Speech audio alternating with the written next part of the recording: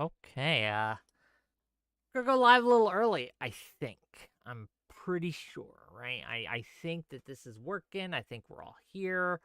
I'll wait a few minutes for everyone to kind of get in here, but I was like sitting here and I was like, I'm doing a solo stream mostly today. I'll be taking some calls. Don't worry. Don't worry. I see you backstage. Don't worry. All right, Origin. I'll pull you in at some point, right? But I wanted to look, gang, there's a lot that's been going on. There's a lot that's been happening. And gosh darn it, I want to talk about it. Okay? I don't want to have a panel on it. I don't want to do any of that. But I have opinions and I'd like to share them. Um yeah, there's been a few things that have gone on, a few things that have happened recently. In some instances just today. That deserve discourse, deserve my opinion, okay? That's what it deserves. Um, I've been observing and participating in discussions on various sites and platforms on a variety of these topics. And it's been enlightening in certain ways. It's been enlightening. But yeah, I'll wait for everyone to kind of get in. I'll wait for everyone to kind of show up, and then we'll kind of get the ball rolling, okay? If you're here, right, say something. Don't just leave me in the lurch. Is my audio on? Like, can you guys hear me? I don't even know. Give me 1 second. There's been well, first of all, I guess the first thing we'll talk about it. The recent deleted tweet by ContraPoints. You guys see this? Right. She made a tweet, and let me see if I have it up here. Pretty sure I have it. She says basically this. Look, I get the pain of the trans woman who realizes that her boyfriend wants to be her. I really do. But on the bright side, at least your ex didn't also ditto your entire YouTube career. That would be so awkward. Ha ha ha. Okay, so as someone who doesn't engage in this kind of usually engage in this kind of discourse, right? The only reason I had any inkling of who they were talking about is because I'm friends with people who do engage in these kinds of discourse. And immediately my timeline blew up with accusations, right? Like, this must be philosophy tubes that they're talking about. This must be this person. And did you see the 4chan conspiracy theories about this, etc., etc., etc., right? And gang, some of these accusations are pretty wild, right? They're pretty wild. Okay? I saw everything from I think the word being thrown around, or the term being thrown around, was skinwalker, right? That philosophy tube basically just stole ContraPoints' whole identity. Okay, um, weird stuff. Weird stuff. All this is weird. And can I just say that you guys who are like delving into this lore, who are experts, whereas I am but a novice. I am but a fledgling level 1 adventurer on the discourse regarding all of this. I know nothing in a lot of ways. Man, some of you guys like get a little extra on researching this, okay? It's a little weird. It's a little disturbing, not gonna lie. Anyway, I saw the 4chan post, I saw the memes. But just minutes ago, gang, minutes ago, Natalie Wynn, ContraPoints herself, responded to these allegations. Let's take a look. Let us take a look. So here we go. This is the initial tweet, right, that brought this to my attention. Did ContraPoints just confirm the philosophy tube 4chan conspiracy theory? Again, it has that quote. It has a bunch of posts made by 4chan about this. And then go down, and just again, 20 minutes ago, Natalie Wynn chimes in herself. 4chan may be perceptive about certain things, but sexual assault, which was one of the accusations, was not involved in this situation. Please don't spread that misinfo. So, gang, my autistic brothers and sisters, if you've been going around spreading that info, you're wrong. That apparently did not happen, was not involved. The everything else, right? The other accusations, however, well, this tweet might be let's just say she didn't deny those accusations. Conservative liberalism says sexual assault didn't take out on the 𝕾𝖍𝖙. Noted. Well, we're not talking about the 𝕾𝖍𝖙 right now. We'll get to that. We're talking about ContraPoints. Again, this is just the initial stuff to start us off. The little stuff, right? The stuff that I'm not as not as familiar with. It's the warm up stuff basically. It's to get the juices flowing, right? You ever hear the term the cold call, right? The cold open. This is kind of that. It's to kind of get me warmed up, ready for the show, ready for the discussion. But nice to see you, conservative liberalism. How are you today? I hope you're doing well. Again, we're not even at 6 o'clock yet, and I went live a little early, so again, kind of my bad here.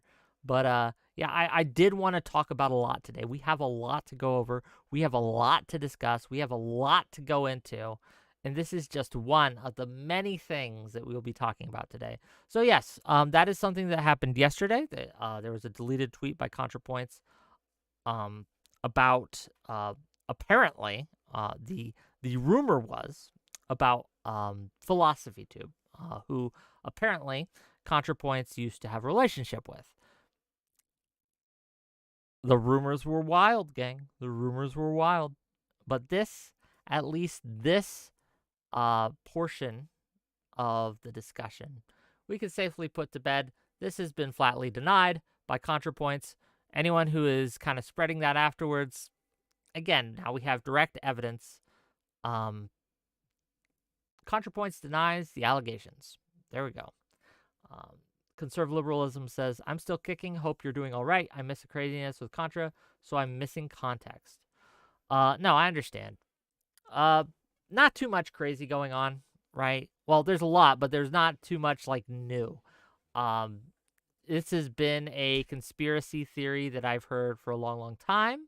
I have never really researched into it or looked into it because it seems like one of those things where, one, it's not in my business, right? People's past relationships, people's past infidelities, if you will.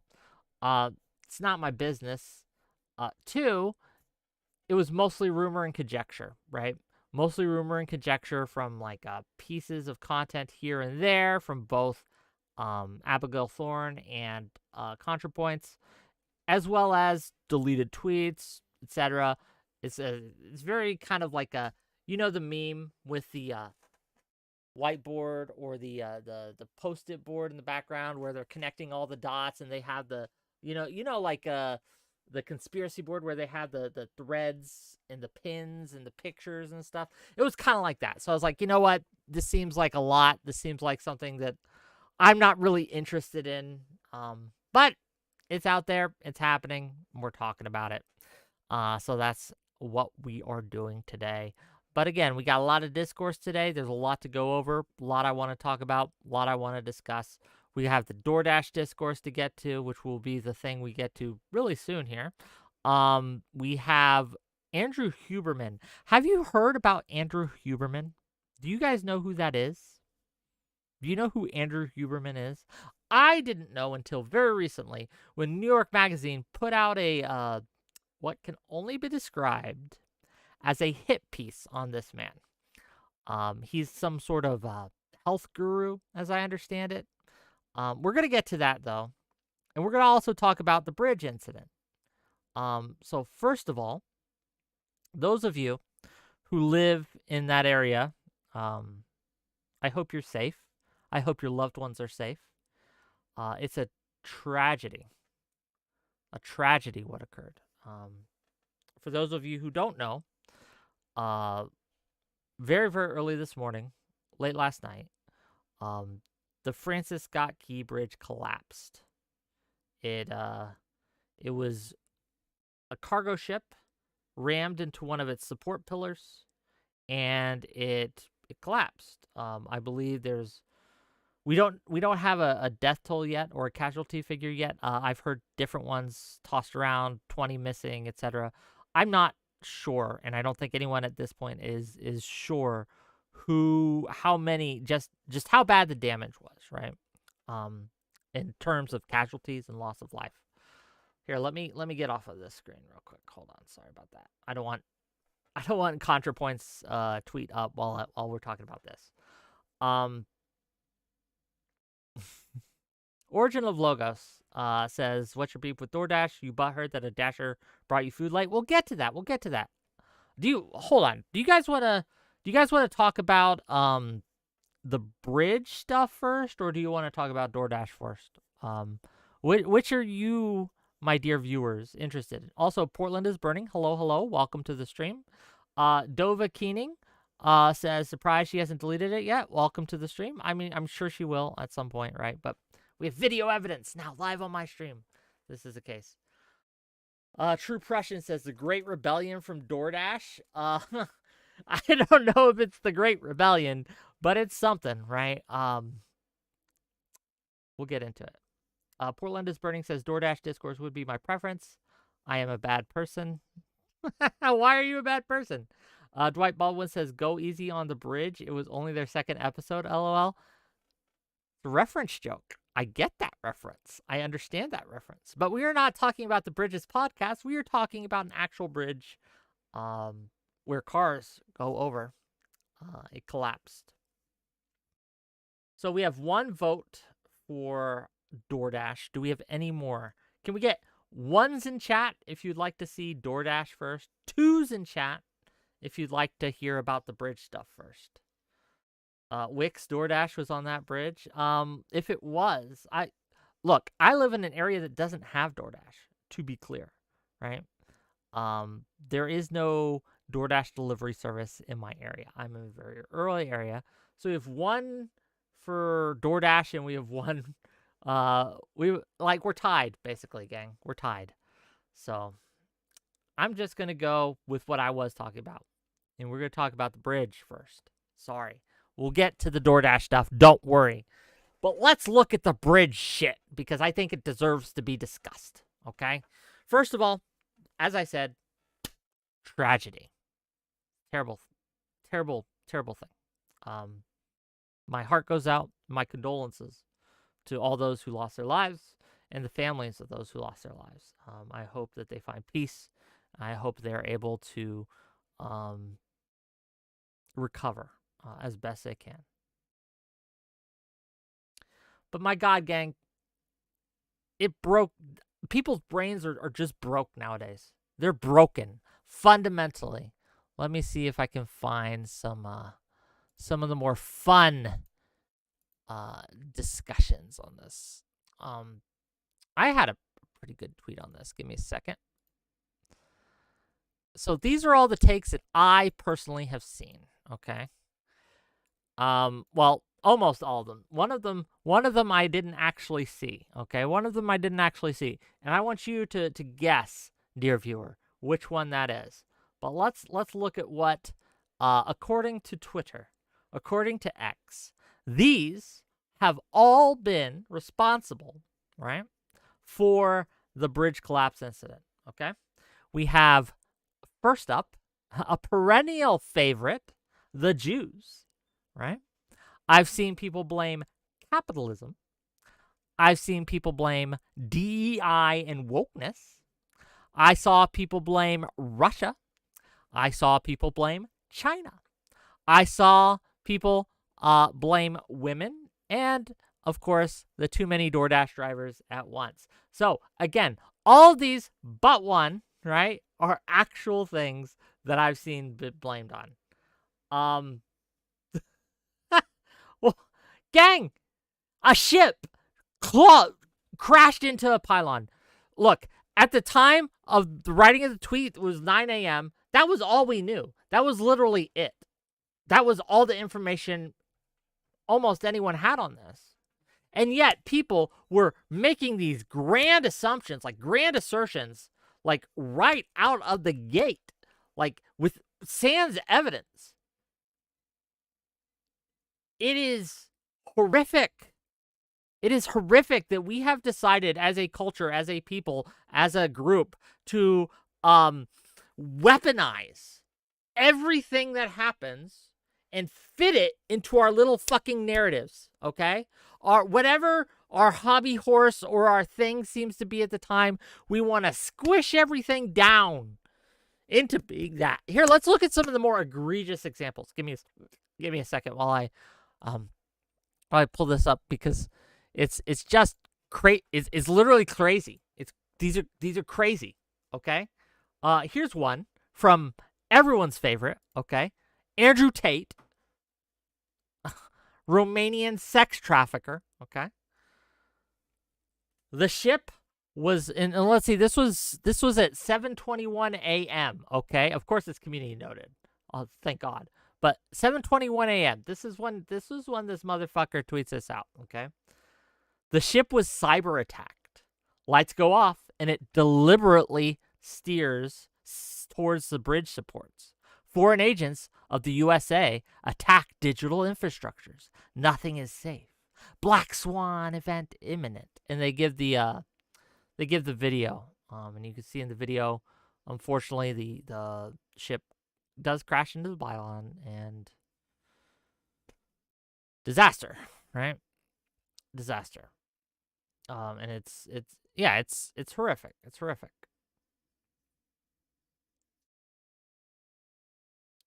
Gang. 7:21 in the morning. I think this event, if I recall correctly, happened in the middle of the night, right? Like midnight, 1 a.m., something like that, right? Mere hours have passed.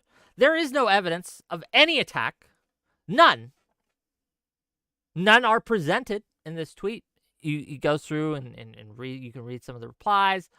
Again, the only thing you see, right, are these kind of like allusions to things being made. Now, Andrew Tate here directly asserts the ship was cyber attacked. Again, I want to be very clear. No evidence for this assertion, but he says it confidently, and his sycophants repeat it. What's this got? 55,000 likes, 11,000 reposts. Assuredly, some of them are quote tweets. Okay, one of them is mine. Okay, so I quote tweeted it. I'll cop to that, right? 5,000 comments, right? It's just crazy. This is a crazy thing to say without any evidence. And they do this on purpose. They do it to spread their goddamn narratives, right? Because it's all about, for these people, their worldview, and everything must support their worldview at all times. Nothing is sacred. These tragic deaths are going to be used, right, by the worst of people to push their agendas. Okay, well, that's one example. Let's look at another one. Okay, and you'd be like, oh, that's just Andrew Tate, right? No one really takes him seriously. Blah blah blah. Right? No one really takes this guy seriously. So why are you doing this? Give me a second. Here is another one. Another one from a gentleman by the name of Anthony Sabatini. I don't know if I'm pronouncing his name right, and frankly, I don't care. This precious individual claims this. DEI did this. Now, he made this tweet at 11:15 a.m. Okay, so he waited a few hours at least, right? Where we've had, at this point, I believe the Mayday call has been released. We've seen some of that, right? So there was a little more information at this point. But still, no evidence presented. DEI did this. Now, for those of you who don't know what DEI is, it stands for Diversity, Equity, Inclusion, and it's kind of the right's little bugaboo at the moment.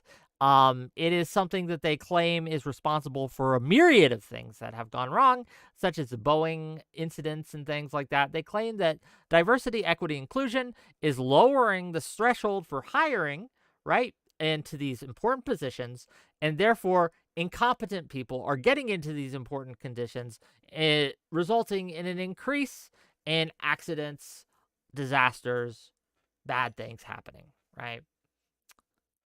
Again, nothing here, not a one, no evidence that any of this has anything to do with incompetence or anything like that, right? We don't know.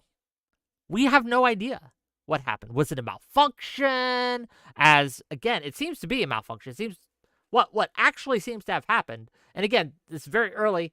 We don't have a lot of information yet. This story may change, right? But what it seems to be is that they had an electrical malfunction, the power outage, they lost control of the ship. They tried desperately to regain control of the ship. They did for a time. They tried to reverse course, right? The current drifted them in, but then they lost power again, and they slammed into the pylon, right? Because DEI exists doesn't mean this will happen, right? Like, there's no connection. There's none. And yet this is the claim, right? These people, and who is this guy, by the way? Let's look at who this guy is. He's a Republican candidate for Congress in Florida. Yeah, okay. He's apparently an attorney as well. But he's got 180,000 followers. Oh God.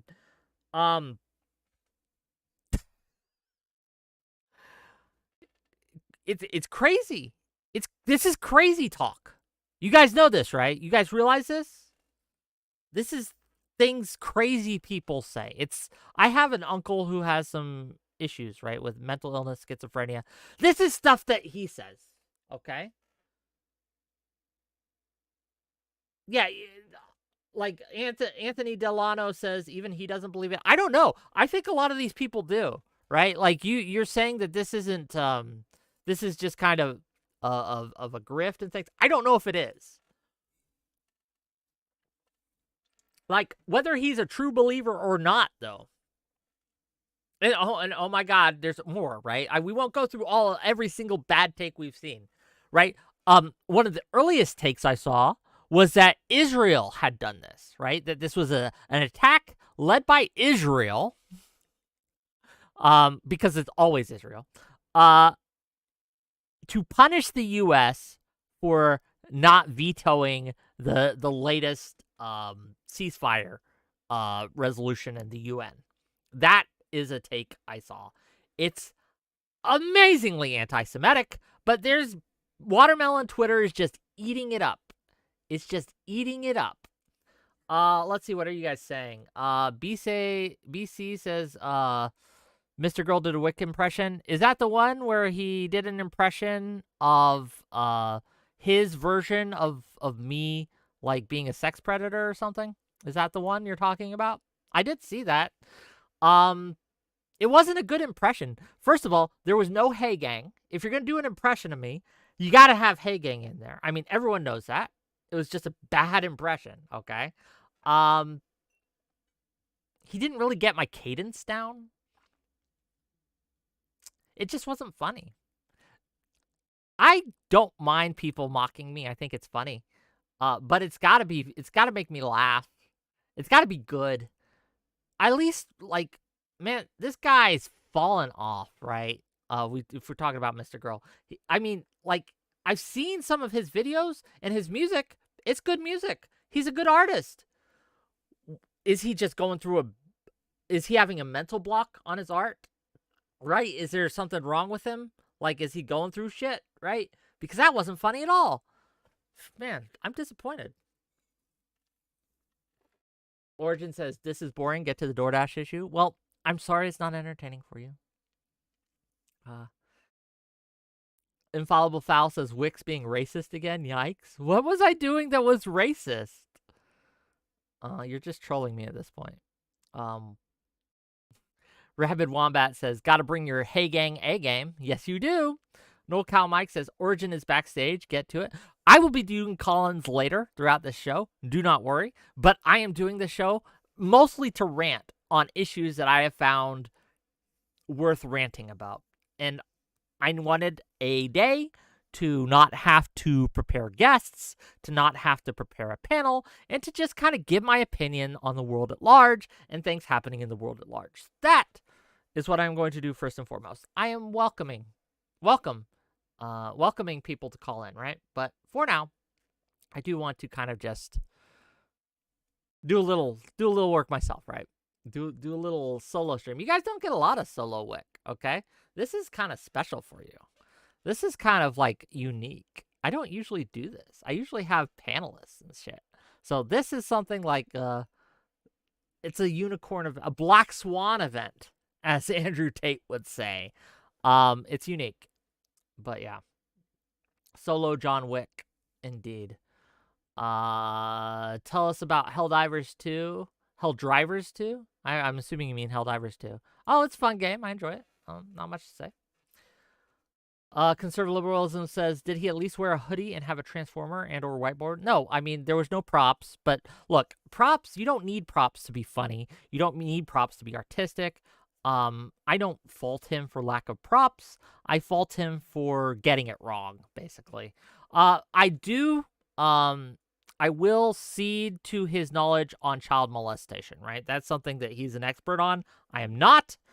So, I mean, that part of the bit or impression he did, I cannot judge. I have no background in which to judge that. He's the expert, after all. But, no, otherwise, I wasn't really impressed.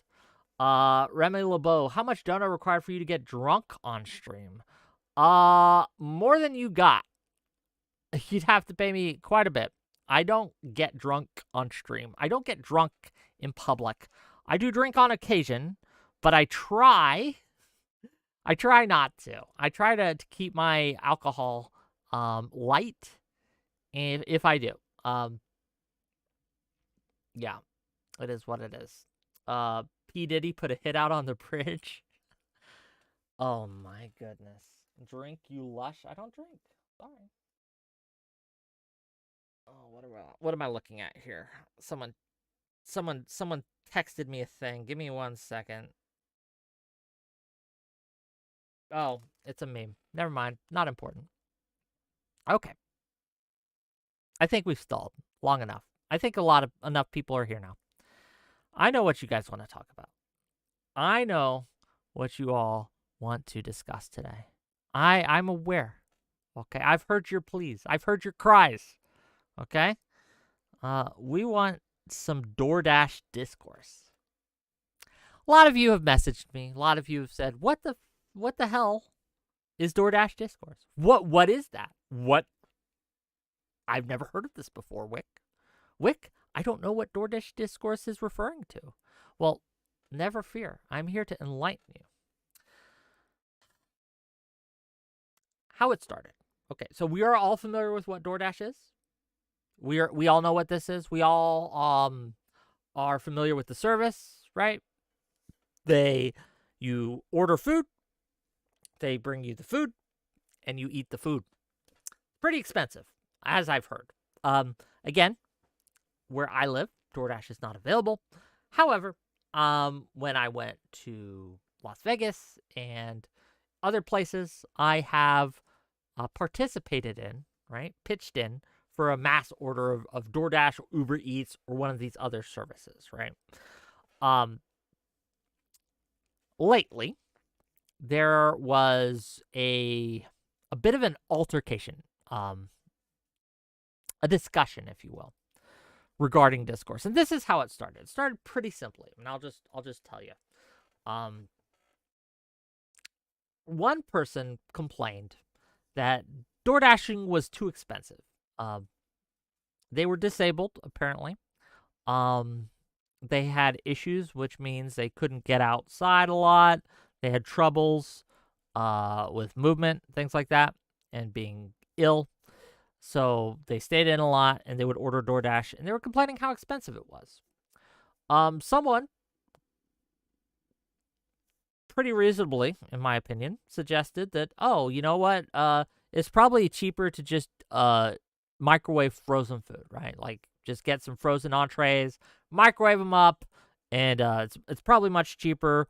And if your budget is strained, that's probably a cheaper way to go about it.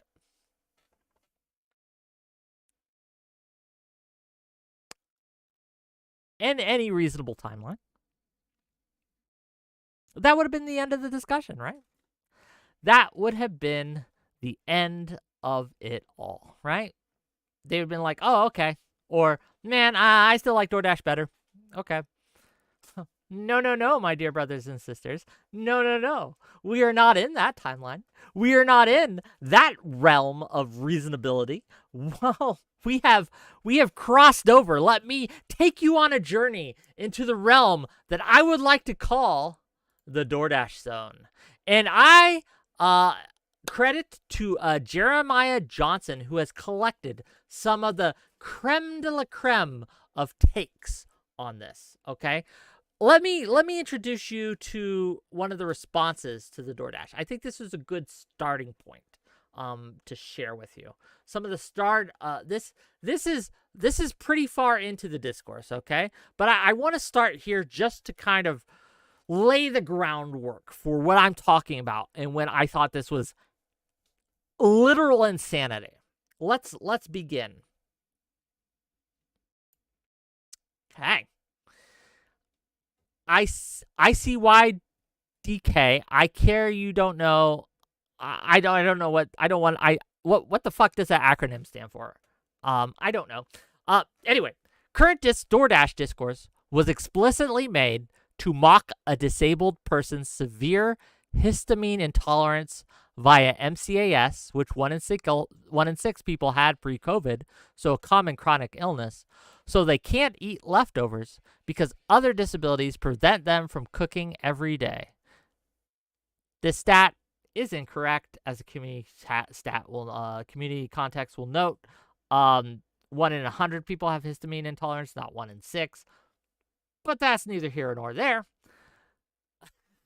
This is the start. It's a thread, gang. It's a thread. We're gonna go through it. This is the start.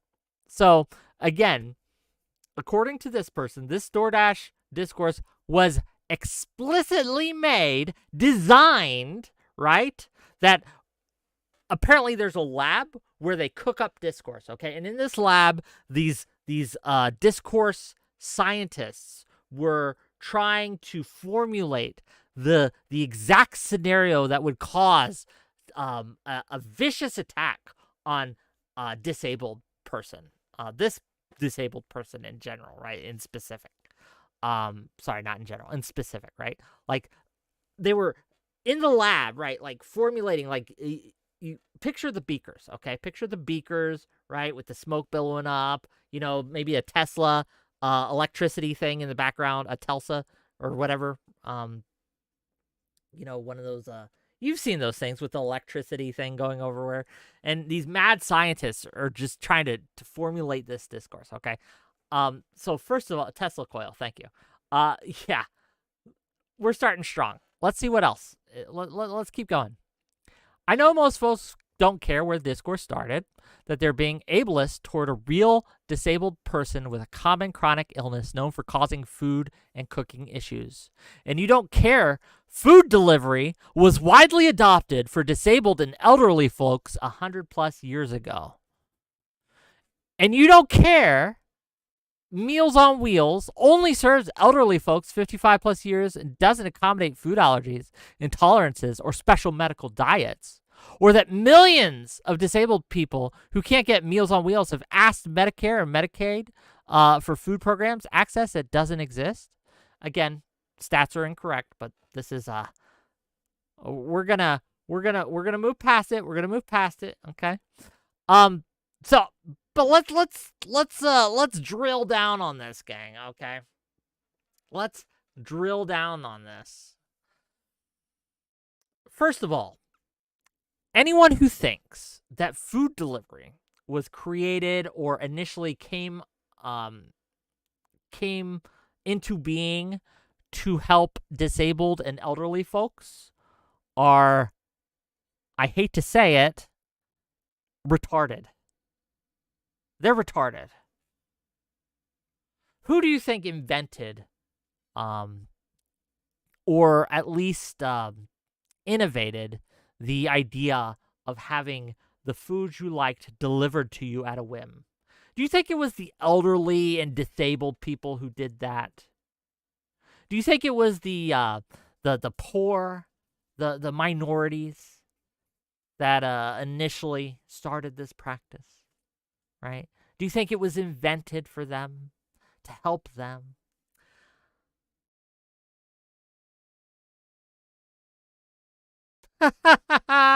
No, it was not. It was done by aristocrats, the elite, the rich people, the 1%. They would have their meals delivered, made for them, prepared for them, and delivered to them because they could afford it. They were rich. Cooking's poor people shit, okay? That's poor people shit. This is what food delivery was initially designed for, right?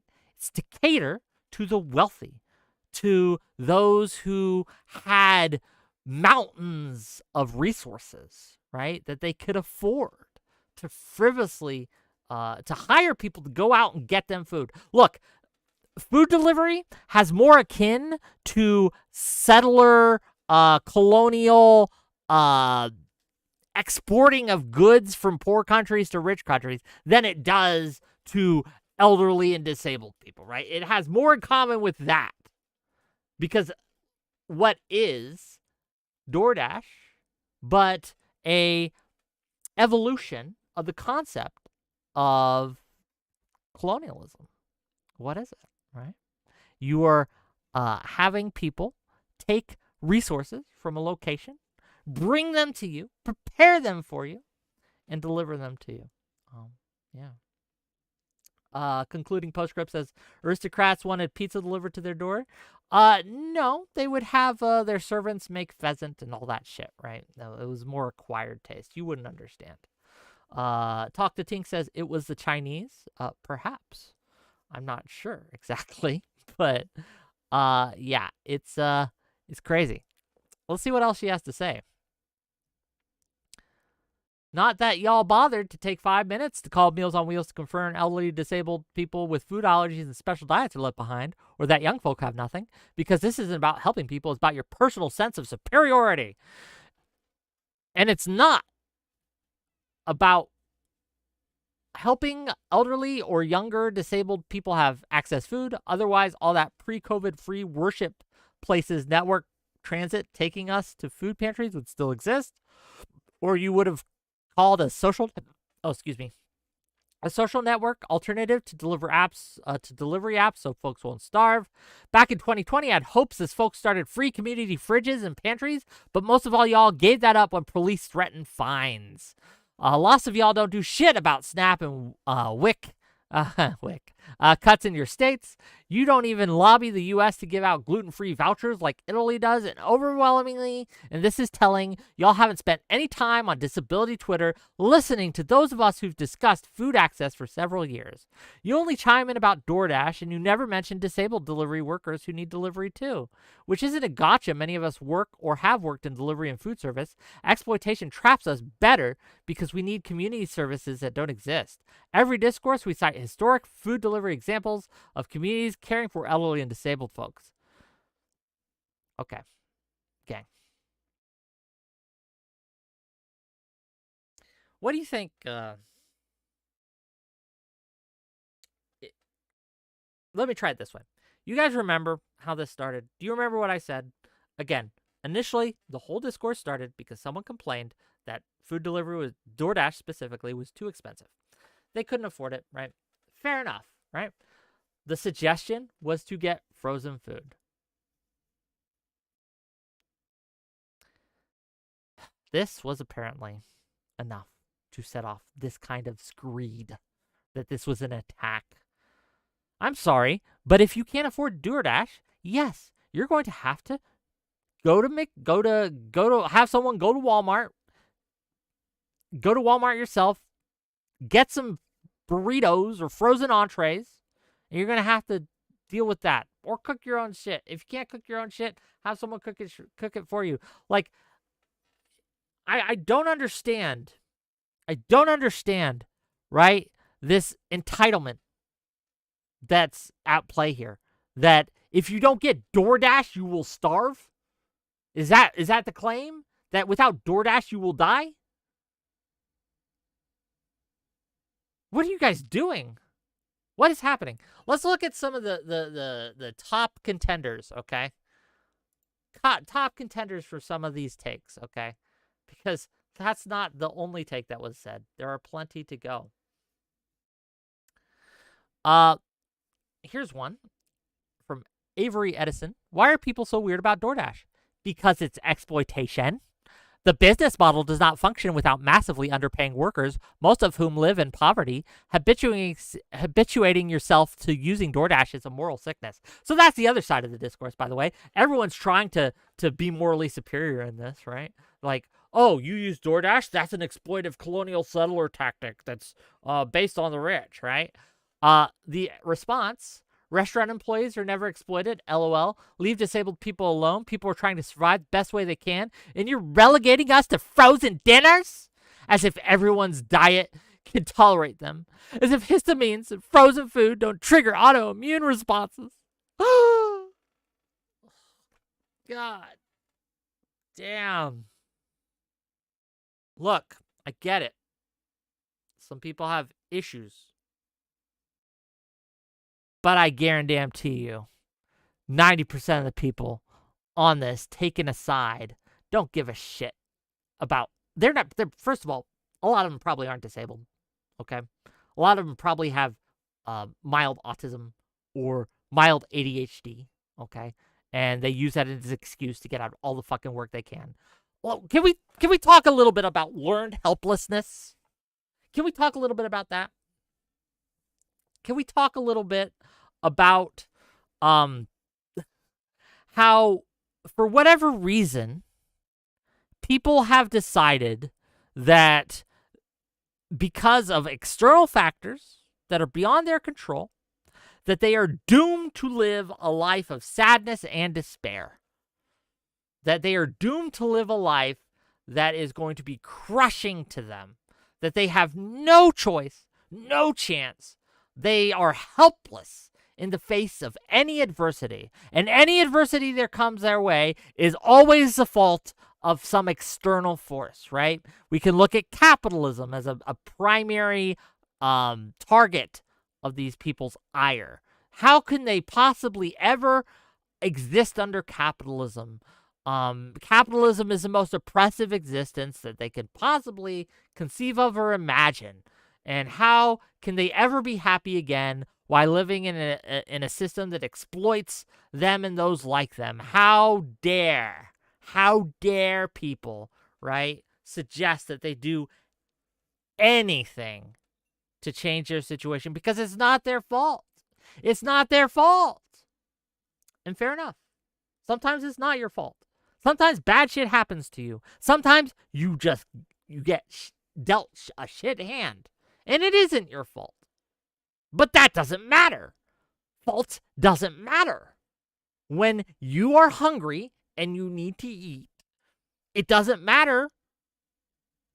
It doesn't matter if you're disabled. It doesn't matter why you're having issues.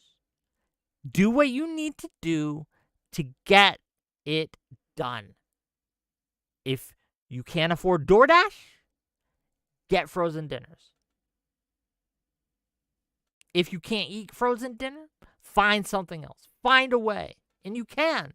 Millions do it. Billions do it every day. It's possible. I promise you. I promise you. It's not easy. It's hard. And yeah, it's not fair. It's not fair because, again, for a lot of people, it's much harder. It's much harder for them than it is for people like me, for example. Right? I don't have allergies that I'm aware of. I don't have anything, right? Like, I don't have disabilities. I don't have mental illness. I don't have... The only thing I have is a smug sense of superiority. And fair enough, right? Vanity, that is a flaw. Pride, I got that. But that's not mental illness, okay? That's just being human.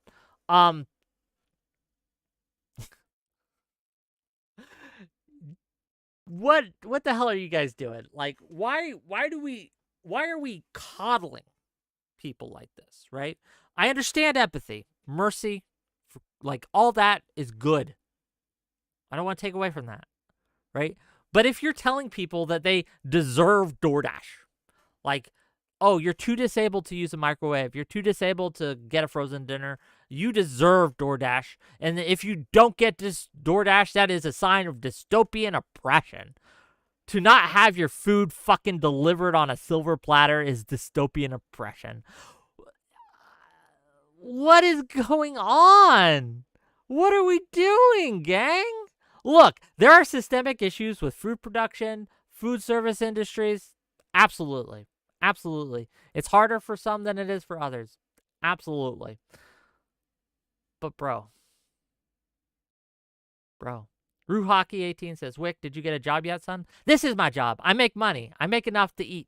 I make enough to keep a roof over my head. It's my job, kings and queens. And speaking of which, if you want to keep a roof over my head, you can donate to the channel. You can sub. You can give some sub. You can super chats.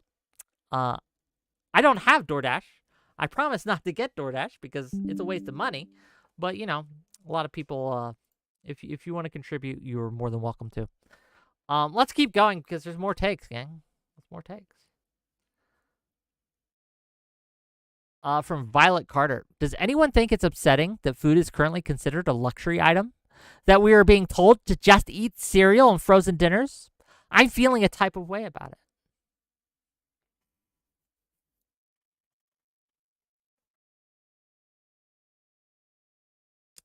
Food is a luxury item. Some food is. Caviar is a luxury item. Lobster is a luxury item. Sushi is a luxury item. Some of these things that you are asking to eat are luxury items. They just are. They cost more to acquire, more to prepare. They are just luxury items. There are foods that are not luxury items, that are staple foods, that are simple foods. Cereal, frozen entrees, all these things. And yes, you may not like them. And yes, they may not taste as good as lobster. But you know what? If you're poor, you just gotta make do. You just gotta make do. What do you think I eat? Do you think I'm getting lobster every day? Do you think I'm getting caviar every day? Do you think I'm doing any of this? I'm poor, gang. I'm poor. I'm not poverty-stricken, but I'm poor. I eat cereal. I eat oatmeal, right? I eat basic shit. Healthy food is currently a luxury item? Maybe. I don't eat that healthy because, again, it costs more than I have. But you know what? I'm not dying, right? Ramen noodles? I eat ramen noodles. You guys have seen me eat ramen noodles. Sometimes you gotta. Sometimes if you're struggling with cash, and we all go through it, you gotta make do, okay? Lobster, caviar, wine, like alcohol of all kinds, right? All this shit is luxury. It is a luxury item, okay?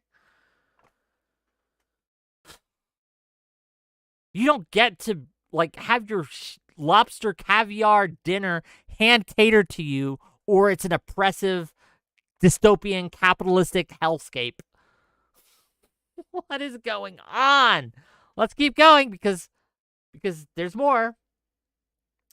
They hate disabled people so much, they're out here defending frozen food, a meal format that gained mainstream popularity as white women, of course it's white women, it's always white women, entered the workforce, while at the same time it became harder to support a family on one salary, so not having to cook meant more time for doing capitalism. What is going on? Why are you making this a racial thing? Why? What do white women have to... I'm sorry, gang. And I know the white women in my audience, the two that watch me, right? They're maybe mad at this take. White women has nothing to do with this. Women have nothing to do with this. We're just talking about food. Everyone's got to eat. Guys have Shocking, I know. But we do. We gotta cook our food. We gotta prep our meals. We have to. Ain't no one gonna do that for me. Infallible Foul says, you don't know the history of the TV dinner. The history of the TV dinner does not fucking matter when it comes to the fact that if you have a limited budget, you pick the cheap options and you eat them. That's the long and short of it. That's it, gang. Right? You can complain on Twitter. That's fine. Wick, how much money do you spend a day? Not a lot. Very little. I'm not going to go into my personal finances on exactly, but again, not a lot. Let's keep going. There are more. There are more. Here's wonderful. DoorDash has, for many people, become a substitute for frozen meals, despite being less convenient and radically more expensive. And a lot of frozen meals taste fine. Plenty of chain restaurants are actually serving that. That's true. Okay. The person responds to them. People have depression and anxiety. Not everyone can just go to the grocery store and plan meals like this. It's not a planned meal. It's a meal you take out of the freezer. It is perfect for people who are not coping with their depression or anxiety. I wonder if we could build a system within a local community where we take shifts cooking the frozen food and sharing it. This might mitigate some of the stress it brings to people. What are you doing? Oh, God. I promise you, I know people with crippling depression, they can still, because they have to, they can still microwave a dinner, okay? They can still microwave something. It's not impossible, gang. Again, learned helplessness. We have taught people this. We have coddled them for a variety of reasons. Some actually, reasonable reasons. But we have decided that they must be protected from life at all costs, and it is not doing them a service, gang. It is hurting them. It is hurting them. Why does Twitch TV Take Me says, but have you thought of all the steps required for a microwave meal? You got to open the box and stuff. If you can't open a microwave meal box, then I'm sorry, you're not long for this world. I mean, I hope you have someone living with you, right? Like to do that. And to be clear, there are cases where that's the case, right? Where people are so severely disabled that they literally cannot open a box. That happens. That's something we should address. But if you could tweet a tweet out, you could open a box to make a dinner, okay?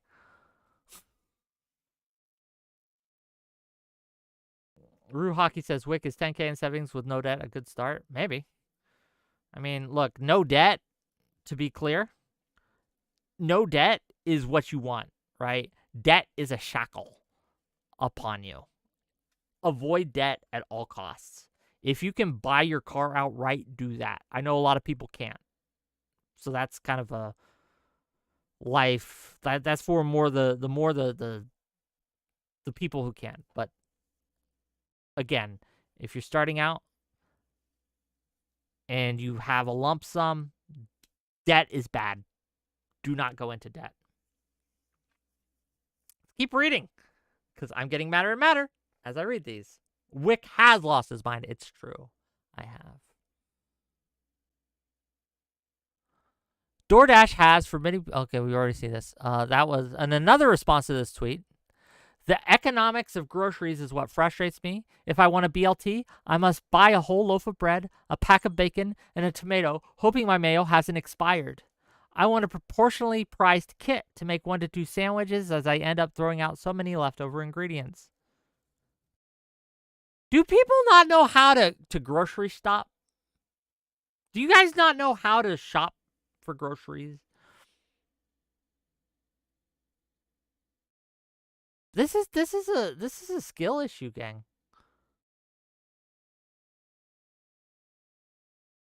This is a skill issue. Like, first of all, you should have a fridge or if you don't have a fridge, that does limit your options. I will agree. But man, I haven't been refrigerator shopping in a while. But that's just one of those, like, it's one of those things like a bed. You should have a bed. Beds are good. You should have a chair. Right? Like, these are just, I know I'm assuming, but I'm going to make a few assumptions. One of the assumptions is that almost everyone here engaged in this discourse, everyone watching me, has a refrigerator. So yes, don't buy in bulk if a lot of it's going to go into waste and become expired. Don't do that. What I do is I go grocery shopping probably 2 to 4 times a month. Usually twice. Once every 2 weeks. I buy the amount I generally know that I'm going to consume within that 2-week period. Generally, right? I guesstimate a little bit. But I've been doing this for a while, gang. I kind of got it down. If you're just starting out, if you're new to shopping for yourself, you may engage in some trial and error. Like, sometimes your eyes get bigger than your stomach and you think, oh, I can eat that whole thing. And it turns out you can't. That happens. I understand. But I would, this is ableist. Cernus, are you being serious right now, Cernus? That's ableist? Grocery shopping is ableist?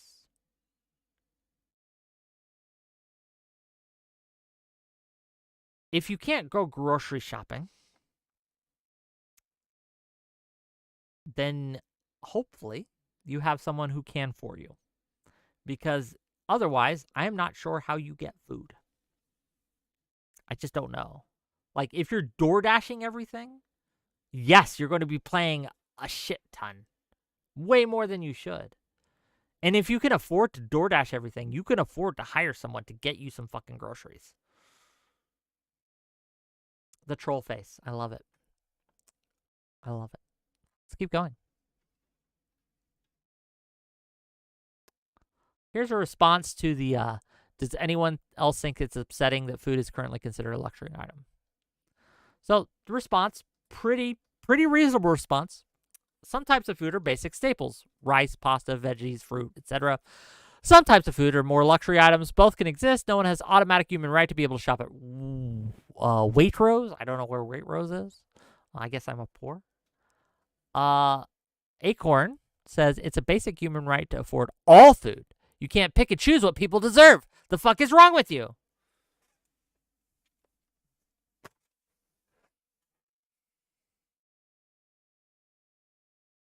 Gang, I'm losing my mind. I'm going crazy. What is going on? I hope, okay, this is my hope. This is my secret hope. My hope is that a lot of these people, are children that don't know, that never been grocery shopping for themselves, right? They don't have to deal with any of this. They're just literally 14-year-olds, 15-year-olds who don't know what they're talking about and have just been watching too much Hassan, okay? That is my hope. But my fear is that these people are grown-ass adults who go through the world like this, thinking that no one gets to, that they should have anything, literally anything they want to put in their mouth, they should be able to put in their little greedy little mouths, okay? Right? Gang, part of being a mature adult, part of being a normal person, and part of being like self-sustaining, a self-sustaining person is restraint. Is not just looking at something and saying, I want it, I need it, I'm going to have it, right? That's something that only the most wealthy people can do. For 99% of us, we have to make choices. We have limited funds, limited ability to exercise purchasing power, and we have to make decisions on what we can afford. That doesn't mean we're living in some kind of dystopian hellscape. That doesn't mean that we are being oppressed. That's simply life, okay? That's not oppressive. That's, I don't know. Icing on the cake. The emphasis marks might not be communicating this more nuanced point very well, but A, virtually every food item has histamines, and B, freezing food is actually the best way to reduce histamines.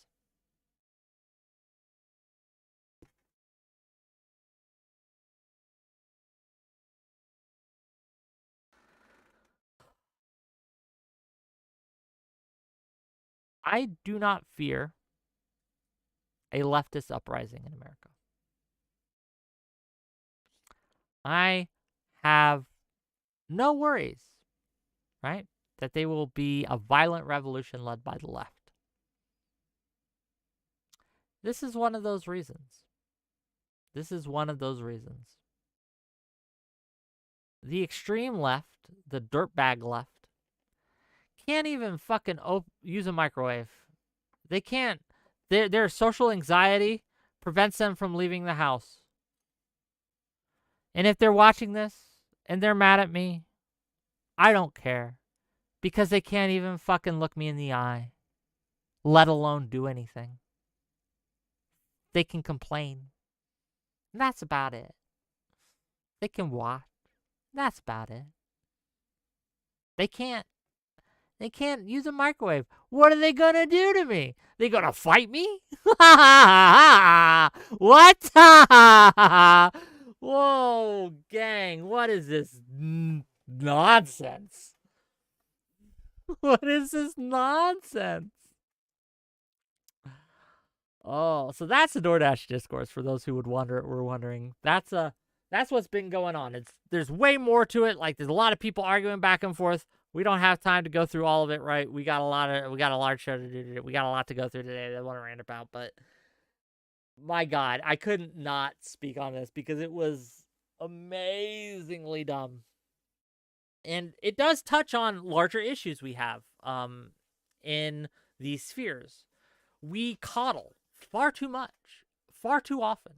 We act as if, because there are oppressive systems out there, and there are, don't get me wrong, that somehow we are helpless to do anything while we live in them. We are just these small forces that are acted upon and have no power to act. And that's just not true. If you watch me, if you take anything from today, I want it to be this. I want you to take the fact that no matter your station in life, no matter what's going on, no matter where you are, if you are able to watch me, if you are able to engage with my programming, then you are able to change your life. Sometimes in just small ways. Sometimes it will take a lot. But you, yes, you, dear viewer, can make things better for yourself within the systems, oppressive though they may be. You can live a better life, and you could do it today. You could do it today. You can make small little changes. Okay? Small little changes that will better your life. Yes, there are things out there that are bad. There are bad things that will happen to you. There are tragedies that will come.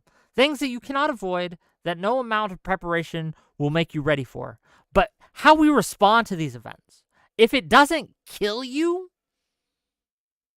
you can get through it. I promise you. I promise you. If it doesn't kill you or like paralyze you into being like quadriplegic or something, you have the ability to act and you have the ability to make things better. And it won't be overnight in a lot of cases, right? Some of the bigger challenges people face, and it's not fair that they face them. It's not their fault. But there are things that they can do. I never want you to feel, right? I never want you to have this false idea that there's nothing you can do, because there is. And if you need help, I'm a poor man, but I can at least listen at the very least, right? I don't know. What are your thoughts, gang? What are your opinions? What are some of y'all's ideas on all of this? Okay, what do you think? Am I being mean right now? Am I being ableist or racist or anything by saying any of this? Wolf of Mandalore says, if you were free to watch content on Twitch and invest your time watching people on the internet, you are privileged. Yes. Questionable comments. I think that's true for most cases, but I do think there's a ceiling. Look, I'm not talking about like super extreme cases where you like are paralyzed from the neck down or something. If that's your situation, I'm sorry, right? But I'm gonna go out on a limb and assume it's not most of y'all aren't in that kind of situation. Trust 2112 says, I am wondering if I did a lot of shrooms and watched MK Ultra documentaries, could I be brainwashed? Hey, gang, you could be brainwashed by watching this show. Social media is brainwashing you as we speak. You don't need the shrooms. Questionable comment says, like telling a 55-year-old not to give up hope of getting a job is fine, but realistically, you won't get hired anymore.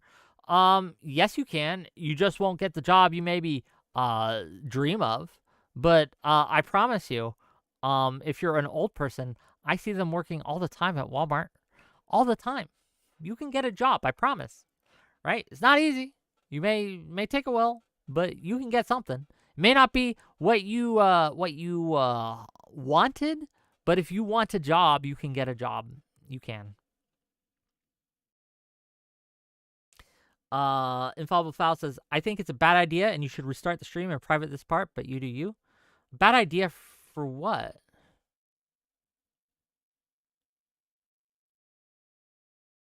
Bad idea for, like, no, seriously, Infallible Foul, why is this a bad idea?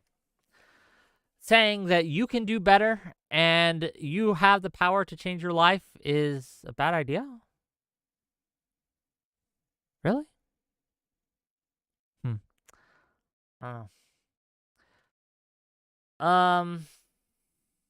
Being a guy sitting in a chair asking for tips, calling people lazy. When did I call anyone lazy? I said they're learned helplessness. It's not lazy. It's worse. It's worse. Learned helplessness is worse than being lazy. You have been taught, and it might not be your fault, right? This is something that, unfortunately, if you live in social media land, this is an idea you may have, but I'm saying it's a false idea, right? This idea that there's nothing you can do is a false idea. Yes, I will die on that hill. That is a take that I stand by. That is a take that I will argue and defend. I will defend this take that the idea that you are helpless in the face of adversity is just not true in a vast majority of cases. Again, outliers exist. That's true. But in almost every case, we have the ability to positively influence our lives, to take actions that will positively improve our lives. Absolutely. Do you disagree?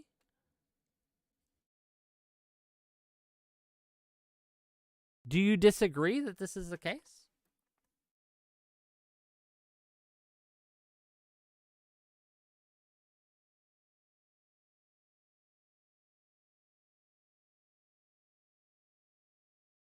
Sorry, I'm just answering DMs.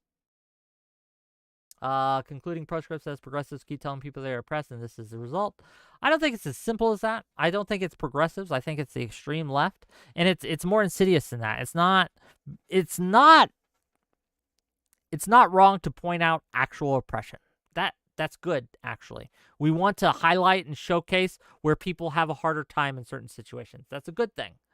The problem is when you take that extra step and saying, look at the this is a system. This is the oppression of the system. These are the groups that have it harder within that system.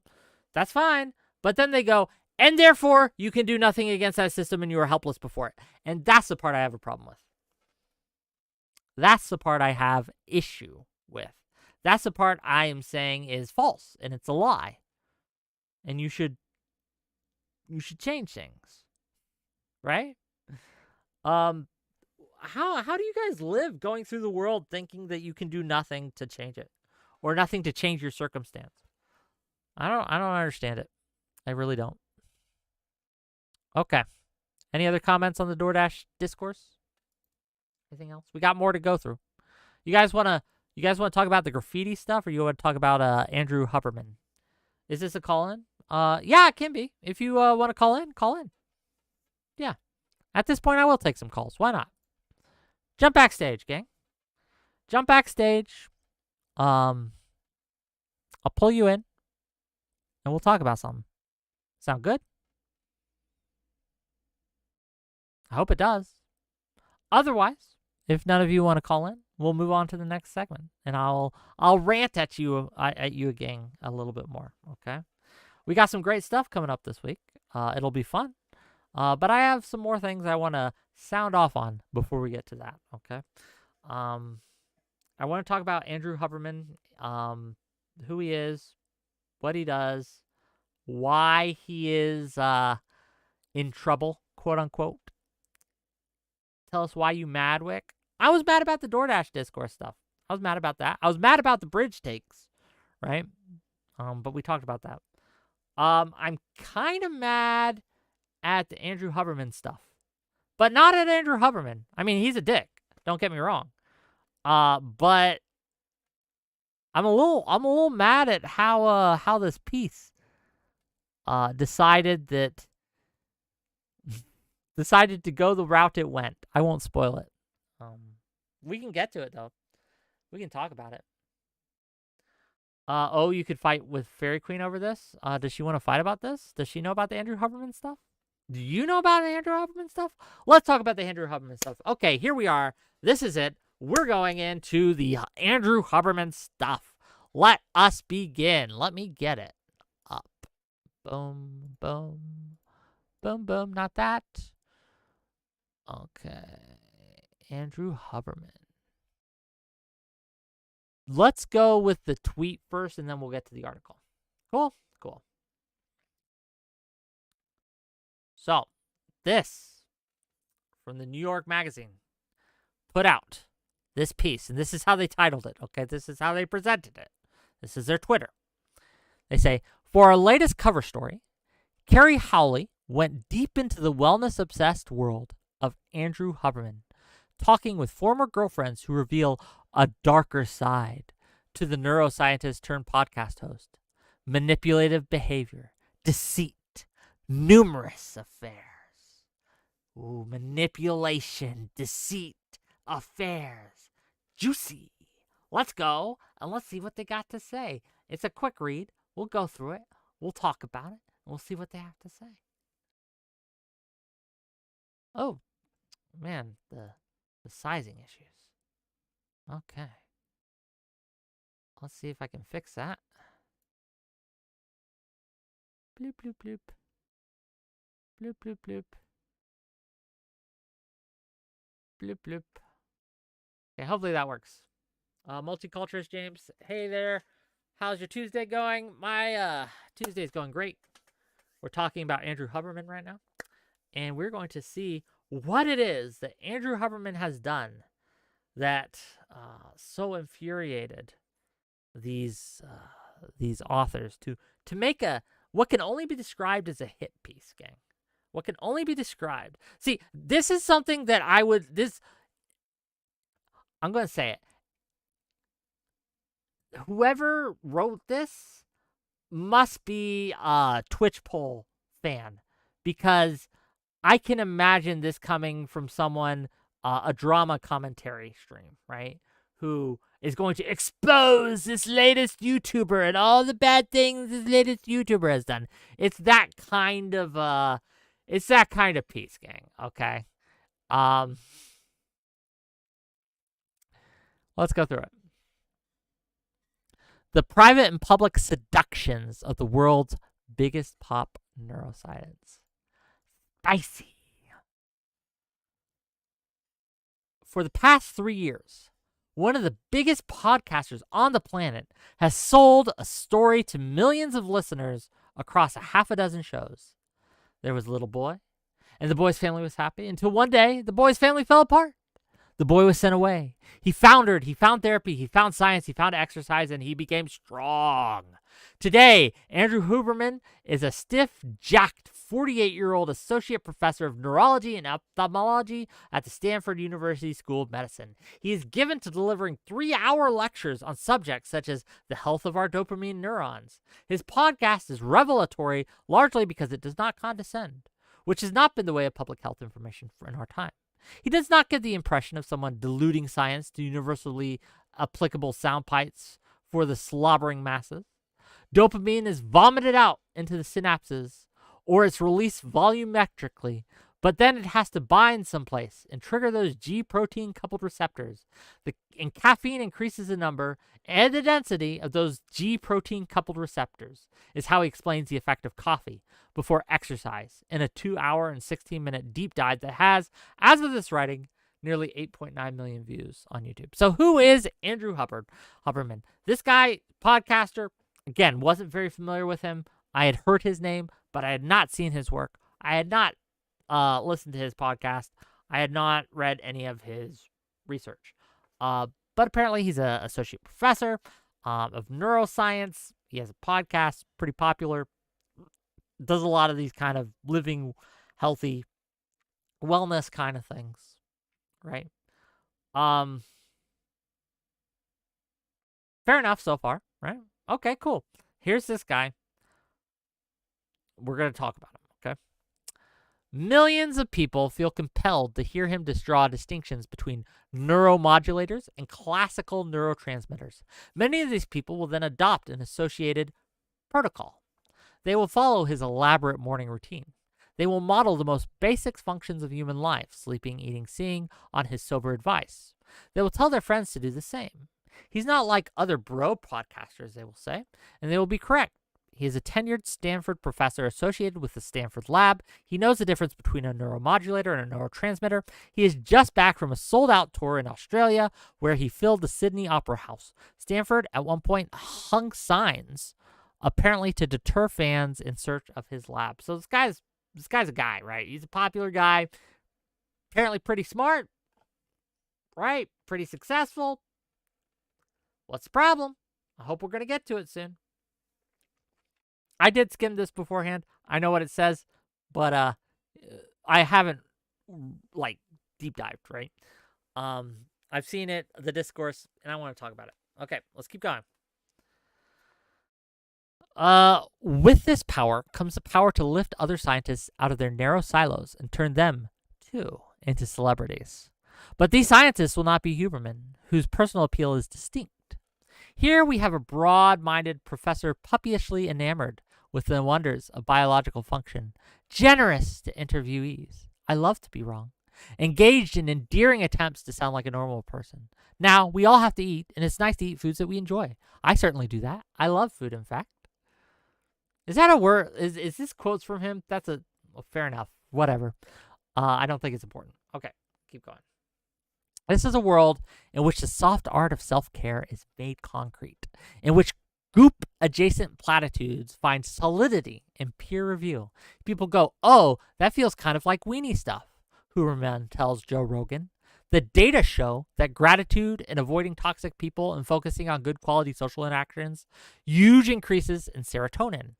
Rogan says. There is a kindness to the way Huberman reminds his audience always of the possibilities of neuroplasticity. They can change. He has changed. As an adolescent, he says, he endured the difficult divorce of his parents, a Stanford professor who worked in the tech industry and a children's book author.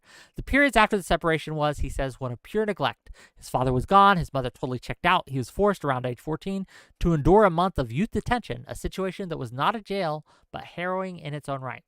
So again, he's got a wellness podcast. He's on Joe Rogan. He's pretty popular, pretty well known. Let's get to the meat of it, gang. I forgot how long this was. I might skip to the end. I might. The thing that really saved me, Huberman tells 𝕵𝖎𝖙, was this therapy thing. I was like, oh shit, I do have to choke back a little bit here. It's a crazy thing to have somebody say, listen, like to give you the confidence, like, we're going to figure this out. We're going to figure this out.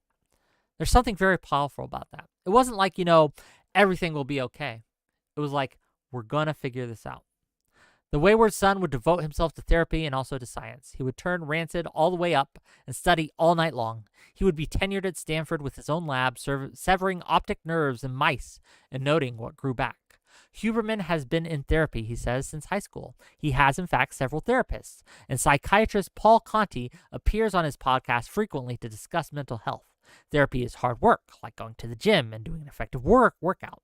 The brain is a machine that needs tending. Our cells will benefit from the careful management of stress.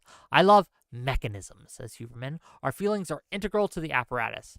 There are Huberman husbands, men who optimize, a phenomenon not to be confused with Daddy Huberman, used by women on TikTok in the man's thrall. Okay, we're gonna skip. We're gonna skip a little bit. So,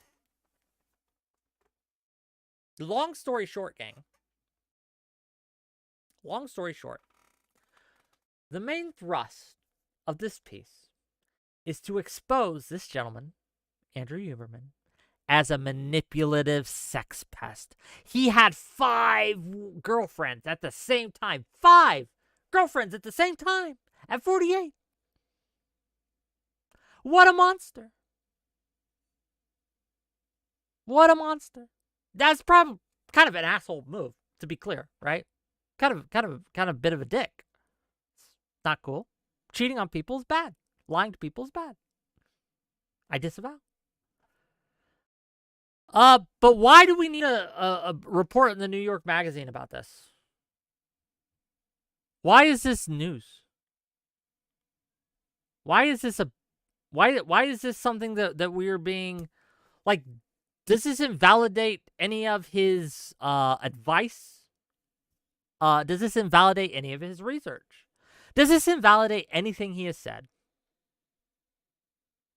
My God, a 48-year-old man able to sexually pleasure 5 women and keep them all happy and in a relationship? Sounds like whatever he's doing, it's making him healthy. Sounds like his way of life is actually, pretty good for the body. Tessie Johnson says, because he's a public figure? I mean, maybe. But again, like, it's like if you came out with a report, okay? You have a scientist, you have a professor, someone who does work in a field, and then say, well, this person has done something immoral. They have engaged in polyamory. They have cheated on their loved ones. Okay. Fair enough. I guess if you're a woman and you don't want that to happen to you, this guy's a scumbag. He's a 2-timer. Probably don't date the guy. Okay? Fair enough.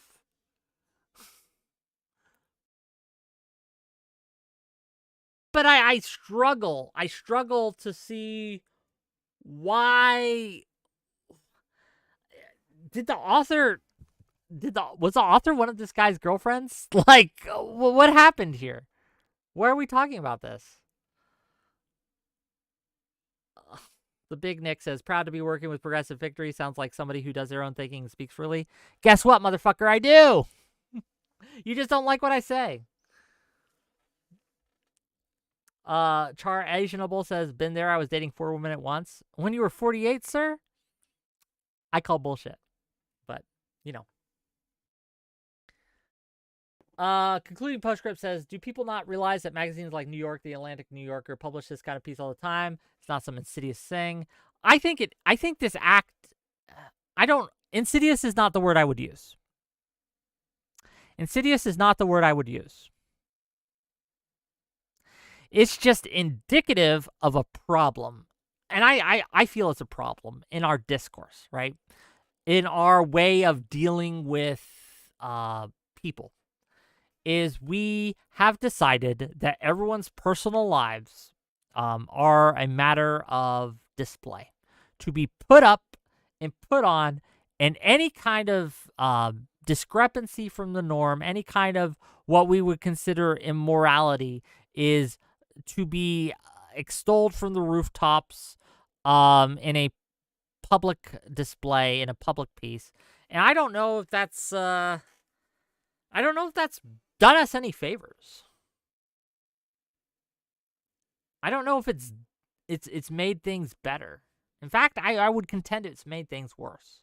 I would contend that it's made things more difficult. Not only to ascertain truth, but to just to be in the public at large, right? To know that if you go into certain fields or if you become successful, right, we all know, and this is just true, that there will be a target painted on your back, right? That's just true, but that's not good. It is good to expose wrongdoing that is related to the field of whatever it is you're doing, right? So if you are a scientist and it is discovered that you have engaged in academic malfeasance or making up your research, plagiarizing your research, any of that, I think that's good to expose. I'm not against that. I am for that. I think it's a great thing. Say, put that on the line, put that on the light, because it directly relates to the matter at hand. What is the matter at hand? The matter at hand is your research. That is what you do. That is what you are known for. That is your job. And if you, again, are able to show to have cheated, lied, plagiarized, etc. at your job, by all means, shout it from the rooftops, gang. But this ain't that. This ain't that. This ain't that. He's giving wellness advice. He's giving advice on how to be healthy. He's talking about neuroplasticity. He's talking about overcoming challenges.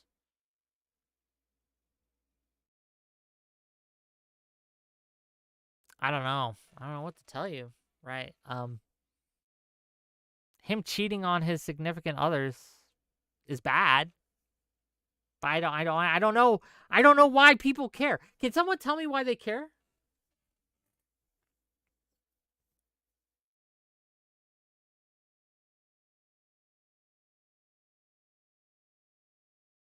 Anyone want to call in and let me get that screen off. Does anyone want to call in and tell me why I should care about this? Please. Please. I know, Testy, you don't care. I brought it up. It's true. But a lot of people are big mad about this on the internet. Okay?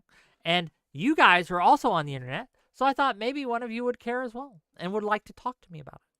And I'd love to talk about it because I want someone to call in and to steelman or at least argue from a place of genuineness why we need to devote ink to a man's personal life and personal failings when it doesn't have to deal with his job. They do this with women too all the time, and it's disgusting, right? When you see like a woman who is successful in their field, and suddenly it comes out like this woman cheated on her husband. I don't care. I don't care. I don't care. I don't care. I don't care. I don't care. Or, oh, this person had a porno they did once. This woman had a porno they did once when they were younger. Again, if it doesn't relate to the matter at hand, do not care. Do not care. Okay? Doesn't matter. Concluding postscript says it's not ink, it's screen space. You know what I mean. You're technically correct, I suppose, which is the best form of correct. But it does not. It does not deal with my point at hand. EconoFit says, I'm big mad because I'm jealous. First of all, you shouldn't be cheating on your significant other. That's wrong and bad. Don't do that. But yeah, having 5 girlfriends at 48. Incels, right? Incels in my chat are seething right now. They're seething. They're like, why not me? Well, follow this guy's advice, and apparently, it worked for him. No Count Mike says, well, when you say it in that kind of voice, you sort of make sense. In what kind of voice? What kind of voice do you mean? Wolf of Mandalore says this person is bad because he lied to his partner about his penis size. Well, to be clear, Andrew did more than that, okay? Let's not beat around the bush. Apparently, he was leading these women on, right? He was juggling 5 relationships at a time. That's a bad thing. We should not do that. That is wrong. But yeah, it's I don't think it invalidates any of what he said, any of his work. Again, I'm not the most familiar with any of his stuff, but as I was able to find out, most of his stuff is based basically in habits on how to be more healthy and live a healthier life. You may find them bullshit. That's fine, right? I don't know personally. I haven't researched them extensively, but if you were looking at this piece in the New York Magazine and thinking, should I listen to this man's advice on health or not? There's no connection. There's no connection here, right? The truth or the falsehood of his claims about wellness and routine have nothing to do with how he treated his girlfriends. They're just not connected. They're just not. If anyone could share with me how they would be, please, by all means, call in. Mickey Guillermo says he should start a Red Pill podcast. I mean, hell yeah, right? There are men, right, who would be killed. Like, please, I can't even get a girlfriend, that they would say, right? They would say, please, I can't even get a girl. Could you help me get a girl, Mr. Andrew? And Andrew seems like a nice enough guy, at least when he's on a podcast, that he would give at least some advice. Testy Johnson says, I'm trying hard to play devil's advocate, but I don't care enough. That's fair. That's fair. Char Asianable says, work out and lie about your penis size. They'll find out eventually, gang. Don't lie. Okay, here's my advice. Here's the WhickTV advice to my audience. Be honest in your dealings. 1, lying is hard work. You gotta remember your lies. No one wants to do that. You need all your brain power for other activities, okay? 2, anything you say that's a lie will eventually be found out. It will. They will eventually discover that lie, and it will do you more harm than whatever good that lie brought. Be honest, even if it's not good, right? Even if you have failings and flaws that you are embarrassed about, if you are asked directly about it, do not lie. You can say things like, I'd rather not talk about it, right? You don't have to give all the information out the gate that that's about you, right? Put your best foot forward, by all means. Omitting information, in most cases, well, not all cases. Okay, no, I'll retract that, because a lot of cases, omitting information is kind of lying. However, again, first date kind of thing, you don't need to tell them all your flaws. You don't. They'll figure it out. Eventually, as the relationship progresses, you open up more, you share more, and there will come a point, and it differs in every relationship, where you should share your flaws, right? You should be very clear. But, yeah. Cerna says the messenger is important to the message. Is it? Why? In certain contexts, yes. Like, if you are trying to ascertain the truth of a claim made by someone who has a habit of lying about certain things, I think it's fair to say that we could be a little more suspicious. However, Andrew Huberman, is backed up by research and data, right? His claims, again, are not in the same wheelhouse as his own personal relationships. I think there is a difference. Again, I think it's wise not to trust anyone out the gate and to get multiple sources, right? Even me, gang. Even me. Like, if you're thinking, Wick would never lie to us, that's true, I wouldn't. But that's beside the point. Even if you trust me implicitly, still verify. Verify with other sources. Because sometimes I'm just wrong. Funnily enough, that may be a shock to some of you, but it's true. Sometimes Wick is just wrong. It happens. But yeah, the messenger is important to the message. Not in most cases. I think we live in a time where a lot of people have decided that that's the case, but I think that's just not true, right? No matter if someone says a thing, who they are does not have a bearing on the truth or the falsehood of whatever claim that they are making. If they make a claim about the world, right? So if I said the sky was blue, it doesn't matter whether I cheated on all my girlfriends or not. The sky remains the color it is, regardless of who I am. I am simply making an observation about the world. I am making a claim, and that claim has evidence or a lack of evidence to back it up, right? The messenger, in either case, does not matter. I could be Nick Fuentes and say the sky is blue. Just because I'm a Nazi little prick does not mean that I am lying or that what I claimed was the truth is not the truth, if it is, in fact, the truth. A lot of people make this mistake. A lot of people say, I don't like this person. They've done bad things in the past that I don't like, and therefore everything they say must be bad and wrong and not true. That's just not true. Like, this happened with this happens with people who hate America, who hate the U.S. They'll point to times in the U.S. history, and there are plenty, where the U.S. has done some heinous shit, or they've gotten it wrong, or they've lied. The famous example being Iraq War, the lead up to the Iraq War. Bush Jr. and his intelligentsia claimed that there were weapons of mass destruction in Iraq. Most people view that as a lie. Kind of was, right? That was a fudging of the truth in order to get us in that war. And so they have decided that America bad, and therefore nothing America says is ever true. And so when we had the lead up to the invasion of Ukraine by Russia, they thought we had a lot of U.S. intelligence reports coming out saying, hey, Russia's going to invade. Hey, Russia's planning to invade. Hey, Russia's going to come in. And a lot of people who are of that mindset that America is bad was like, no, that's not the case. The U.S. is lying again. They lie all the time, gang. You shouldn't trust the U.S. The U.S. is always lying, right? America bad. The U.S. intel is faulty, right? Remember Iraq? Remember the WMDs and stuff? And they're like, you shouldn't trust America. And what happened? A lot of people woke up with egg on their face because Russia did indeed invade Ukraine. American intelligence was on the money, as it usually is.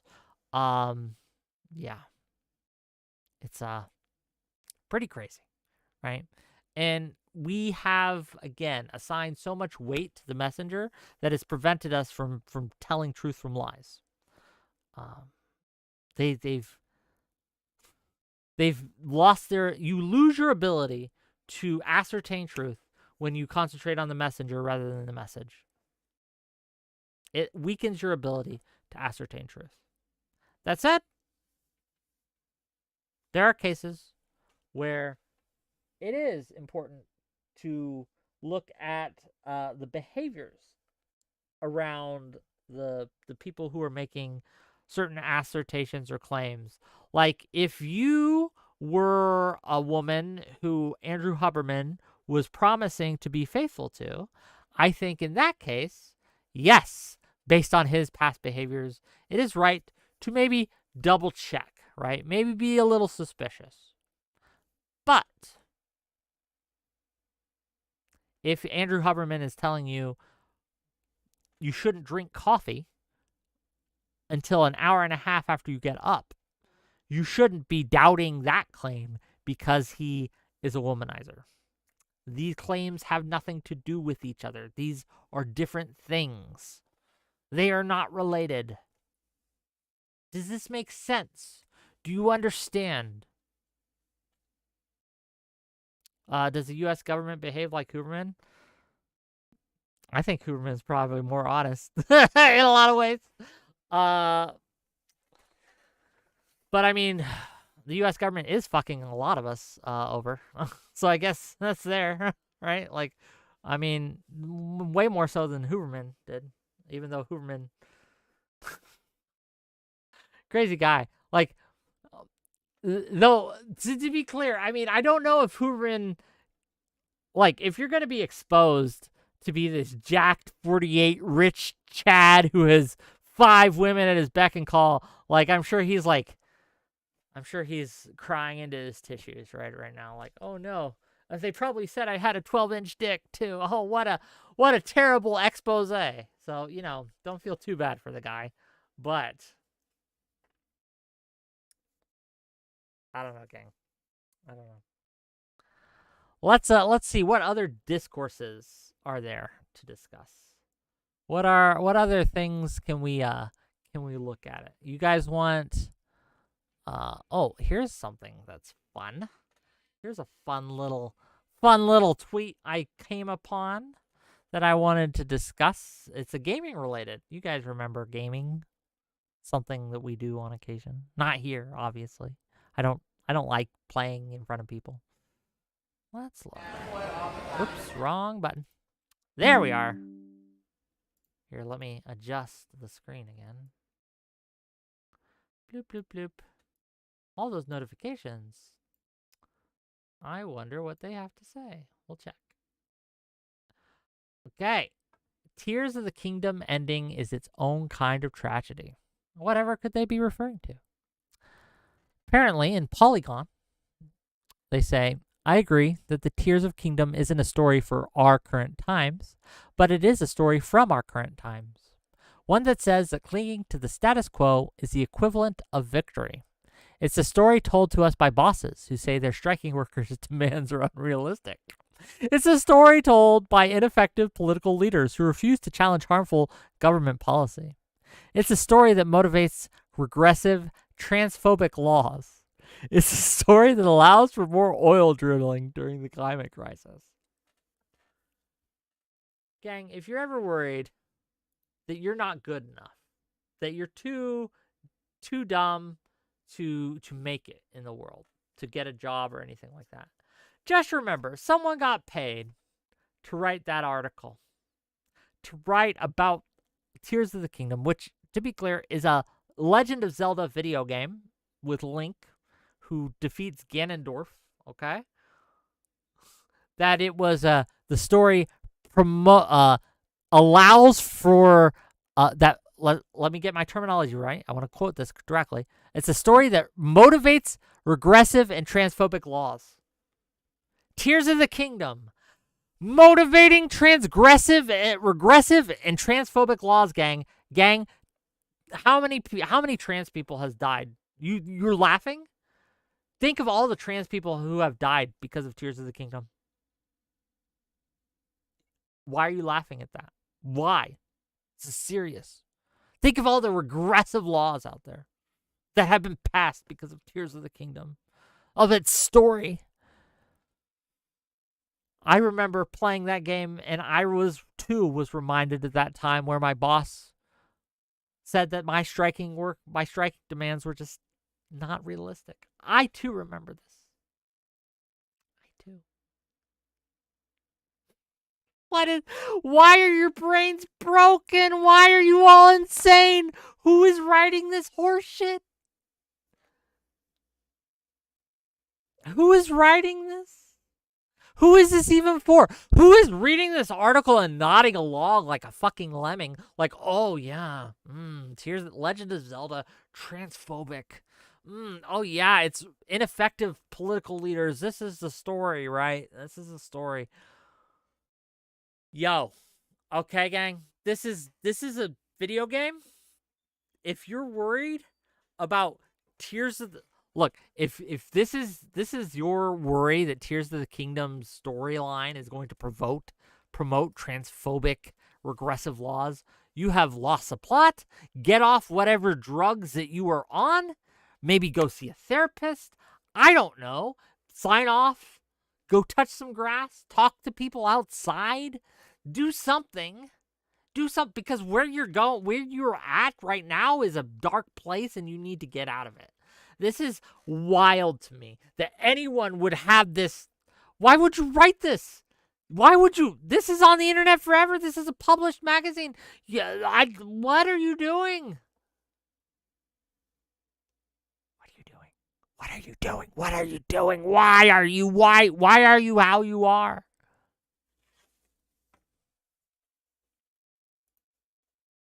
Why are you how you are?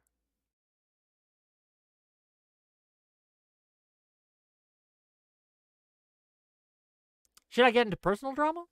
Do you guys want a little bit of spicy personal stuff? Max Green says, Wick is a gamer. Not sure I believe that. What do you define as a gamer? I play video games. Am I a gamer? I don't know about that. But I play video games. I play them a lot. I enjoy video games. I like video games. I grew up on video games. I play not only video games, I play tabletop games. I play role-playing games. I play card games. I play all sorts of games. I like games. Games help you tell a story. Games provide interesting. The best games can set up an interesting setting to tell a story, if that makes sense. It sets a scene where you, within that scene, can tell a story based on either the dice rolls, the moves you make, all sorts of things. Char Asianable says, did you stick a pepper in your butt? That's spicy. No. Come on. I'm not sticking anything in my butt. I don't care how much you pay me. Speaking of which, gang, pay me money. I'm just a poor boy. How am I going to afford my DoorDash deliveries if you don't give me that sweet, sweet super chat money? How? And gang, do I not bring you great content? We have some great shows. We're going to talk about the border crisis in Texas tomorrow. We're going to have Admiral Gibbs on, Andrew Mercado, Tuna Chip, the Big JC. It's going to be fun. Thursday, we're going to talk about DHS, Department of Homeland Security, and how they are infiltrating our campuses and using Hamas as an excuse to do so. We have Fabian Liberty coming on. Should be fun. Friday, we're going to talk to I'm Really Important and Adam Mockler. We're going to talk to ContraPoints. We're going to talk to Principles Before Politics. We're going to talk about winning people over, changing hearts and minds. The Big Nick says, doesn't Progressive Victory pay you? They do. I do get a check from Progressive Victory, but not for my content. I am not sponsored by them. I am a consultant for them. They do cash me a check. It's nice. I like it. But I cannot live on that alone. I do, luckily, get donations from time to time from my dear viewing audience. And that does, again, I'm privileged to say, help me pay my bills. That's nice. The Big Neck says, what a liar. Not sponsors after repeating their tagline, what a loser. You do know that a sponsor is different from a consulting gig, right? I can say that Progressive Victory has done things I disagree with. The fact that they still work with Bosch is bad. I don't like it. I wish they didn't. I can say that. Because they don't pay me to say something or not to say something. They pay me to go to a meeting once a week and consult. That's what I'm paid for. That's what I do. You just wear their jersey. Their jersey? I mean, like, the only reason I have that, okay? The only reason I have the Progressive Victory thing in my title screen is because a lot of people complained because they thought I was hiding it from them. And so they threw a fit, and I was like, whatever, kids. I'll put it in, and you can be happy.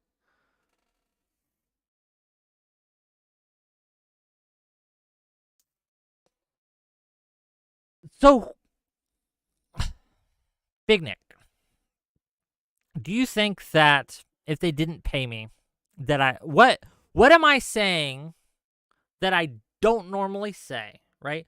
What am I putting out into the world? What am I advocating for? What positions am I taking that I would otherwise not take, not advocate for, not talk about if I wasn't working with Progressive Victory?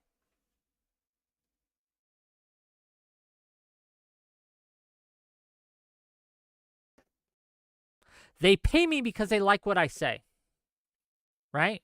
They don't pay me to say stuff. You're a shill.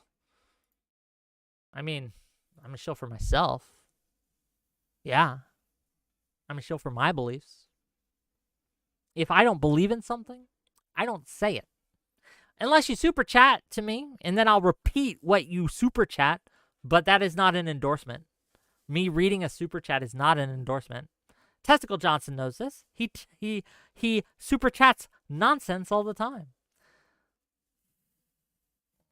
No, you're shilling for progressive. No, you're shilling for progressive victory. Obviously, I didn't even bring up progressive victory. We've been talking about video games. We've been talking about Andrew Huberman. We've been talking about the bridge incident. We've been talking about Doordash. None of that has anything to do with anything about progressive victory.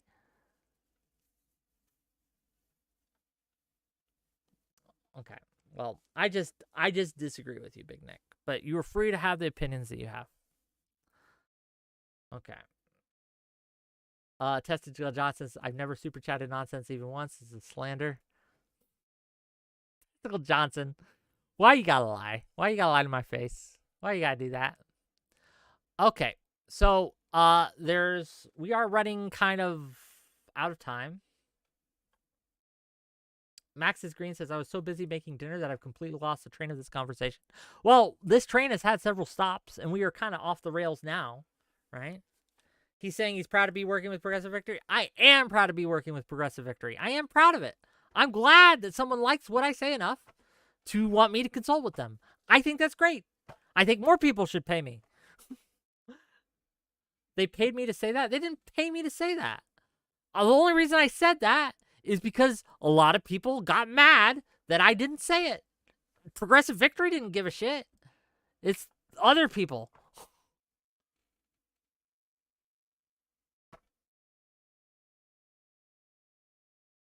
Why does Twitch TV hate me, says Wick? You need to pull a Destiny and put all the anti-Semitic tropes into one and clip it. And then call all the dishonest people out. Look. I am not the comedian that Destiny is. I'm just not. I could prep something that would be pretty funny, but I haven't prepped anything today. But yes, maybe, if you want access to the secret Jew Discord, okay, right, that Destiny is a part of, that they pay him 30,000 shekels to read information on screen, right? If you want that, if you want access, I have access. And for just 3 easy payments of $99.99 USD, you too can be given special secret access, assuming you pass the secret Jew test. Okay, right? No, I can't do it. It's nonsense. He'd say it if he wasn't paid. How come you never did? I mean, I did. But people didn't say I didn't say it enough. I wasn't clear enough. So I've made it super clear. I am overcharging Max's Green. This is worth it, though. It's not overcharging. In fact, I'm undercharging. What I offer to you is worth much more than 3 easy payments of $99.99. It's much, much more. But I, being the gracious, generous Gentile that I am, have granted you this privilege, this one-time only offer, right? Get it now. Because I'm feeling magnanimous. I can't watch the clip because it's got Destiny in it, and we're on Twitch, so I can't do that. But thanks for trying to get my channel banned. Appreciate that.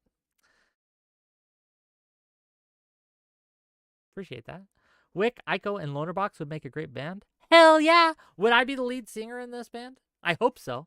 What would our band name be? What would we call it? Wolf of Mandalore says, if Wick was a game developer, he would make a free-to-play game full of microtransactions. No, I don't like microtransactions. If I was a game developer, and I'm not, to be clear, I would make probably either a puzzle/RPG hybrid game. I think that would be interesting and fun. Or I would make some sort of strategic game. But, again, I'm not a game developer. So, fun fact, though. I did, when I was much younger, try to make a card game. I thought the card game was fun. I thought it was interesting. I just didn't know how to go about making it into a reality. And when I did look into it at the time, the entry costs were prohibitively expensive, like for artwork, design, production, distribution, all that was just, it was prohibitively expensive for the state that I was in at the time, and so I forbore. But I still have that design somewhere. Maybe I'll break it out and show it to you sometime. Wolf of Mandalore says, nice. Did you get to play Dragon's Dogma 2? I have. It's a very fun game. Now, it is old school. It has a lot of, it lacks fast travel, for example. The fast travel system just isn't really there. There's a fairy stone and a port stone kind of system, which is sort of fast travel, but it's just not convenient. In fact, there's a lot of things about the game that is inconvenient, but that's kind of what makes the game fun to me. It's a throwback. It's got a lot of that old school charm. I enjoy it. Is it a 10 out of 10 game? No, but it's fun, and I'm playing it, right? I've been playing a lot of this auto battler recently, 𝕾𝖍𝖎𝖙. That's really fun. It's kind of like this sci-fi auto chess kind of deal. It's a little more in-depth than, like, say, Fight Tactics or what's the League of Legends thing they do? 𝕾𝖍𝖎𝖙 is a great auto battler. Yes, that's why I liked it. That's why I enjoyed it. And in Gang, and I'll say this for free because it's a fun game. 𝕾𝖍𝖎𝖙 is a fun game. Big Nick made it. You can go check it out. He can, if you want, you can put a link to it in my stream. It's a fun game. You can't buy it on Steam anymore, but that's a different story. We've told this story before. But yeah. It requires you to be ethical to win. Not really a great thing for Wick. You're taking shots, buddy. Well, again, how am I? Whatever. Okay, you are free to think as you wish. Okay. Let's see. We're running out of time. I am hungry. I am not going to be able to DoorDash because I'm not privileged enough for DoorDash. But it would be nice. Why does Twitch TV hate me? Says, it pains me that I bought 𝕻𝖎𝖏 when it just came out, just to know that Big Nick made it. Oh, come on. Be nice, gang. Just because Big Nick's mean to me doesn't mean we should be mean to Big Nick. That's not how we do these things. Another auto battler that's an auto battler grand strategy hybrid that's very fun. It's also made by a very small development team. Dominions. Are you guys familiar with this? Dominions is like one of the most crunchy of crunchy games. It's got a lot of moving parts. It's fairly complex, very steep learning curve. But once you get it, you got it. And it's a very fun game. There's a lot of options, which I appreciate and enjoy. But yeah. The Big Nick says, I'm being mean to you because you're a disappointment. I don't know what to tell you, buddy. Like, I will disappoint people. I do that all the time. Right? But I think your expectations of me are unreasonable and a little too high. I think that if you expect me to agree with you and just to kind of toe your line, yeah, you are going to be disappointed. I'm not going to do that. I am my own person. I will disagree with you, and I will act differently than you would act in certain situations. Absolutely. That's true. Dr. Demand says, wasn't that the game you were sponsored to play? Yes. And it was a pleasant transaction. I would do it again if he wanted me to. But he's not happy with me. The Big Nick does not like me. He says, you've booted me and banned me every time I've tried to explain any of my points. Fuck you. Fair enough. Fair enough. I mean, you're here. I didn't refuse to do it again. I just couldn't do it again when the time you wanted me to. So I wasn't going to take your money when I couldn't fulfill it. If we want to set up a different time, we can, but I could not at that time. So I wasn't going to keep your money. I was going to return it because I couldn't fulfill your request. I think that's me being ethical, right? I'm here to throw shade because you got a small dick. Fair enough. Fair enough. Okay. Wolf of Mandalore says the only dominoes strategy game I'd play is the real one with actual dominoes, or maybe the dominoes game with pizza. No, there's two games being talked about here. 𝕻𝖏𝖏, which was made by Big Nick, and Dominions, which was made by a studio called 𝕾𝖍𝖎𝖙. So I think it's two Swedish guys, if I'm not mistaken. It's a very fun game.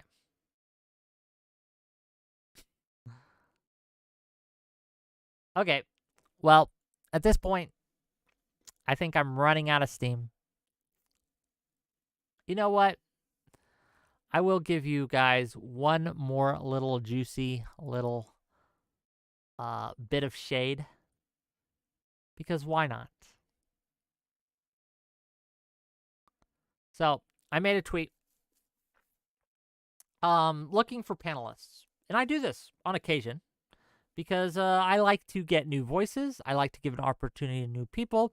And I want to get more people in this space. I think it's a good space. I think it's an interesting space. On the Thursday, the 4th of April, I'll be hosting a show on if leftism and progressivism is making women crazy. Do you agree or disagree? And if I ask if they're interested in coming on, I also provide a link to a tweet of a survey, right? It's got data showing that the more liberal or progressive someone identifies, women specifically, the more likely they are to have mental issues and disorders. And I thought it would be a fun topic. And so we have friend of the show. I'm lying, not a friend of the show. Food Shops. The 600th feminism panel. Sorry, Food Shops, that I'm not doing React content. My bad. Yeah, it's a topic that's pretty evergreen, pretty perennial. Well, not perennial. I'm sorry, that's the wrong word. Ubiquitous. Yeah, I do it a lot. But you know what? People bring me these things and they say I want to talk about it, so I do. You can take shots at me, Food Shops. That's okay. You can. But come on. Like, let's not pretend that your content's unique. Let's not pretend that you're being transformative with your React streams. Okay. You're not. It's okay, though. Most people aren't. And I do React streams time to time myself. But, again, it is what it is. Okay, gang. That's it. That's the show. Okay.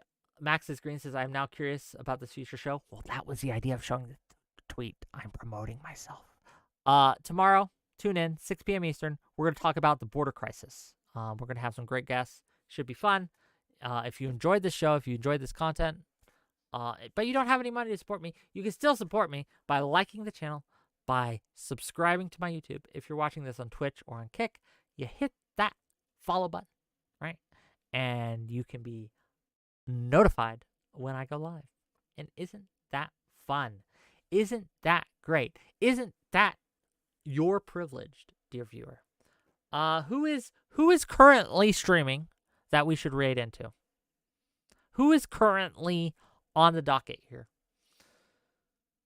Bloop, bloop, bloop, bloop, bloop, bloop, bloop, bloop, bloop, bloop, bloop, bloop, bloop. Edit. Let's look.